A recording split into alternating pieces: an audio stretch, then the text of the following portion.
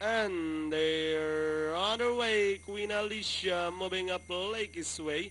Eagle swing seized by the rail. Then comes Wild Wind, speed up firm, while Anonymous, as expected, is running at the tail of the field. Heading towards the last 900, we have Lakey's way in command, followed by Eagle swings.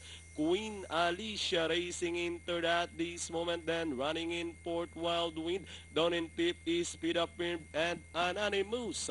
Heading towards the last 600 with Lakey's Way leading the way by about 3 lengths. Running in second, Eagle swings. Queen Alicia now getting closer in third. Wild Wind remains in fourth. Down in fifth is Speed Up Anonymous as they race towards the last 450. Lakey's Way still leading the field. Queen Alicia moving up now on the outside. Eagle swing seized by the real Wild Wind. With the last 250 more to run. Lakey's Way running at the center. Eagle swing seized by the real and on the outside. Queen Alicia with Lakey's Way. Queen Alicia.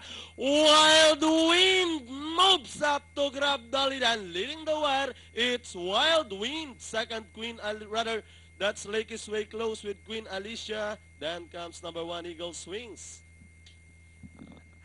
Okay, crossing the wire.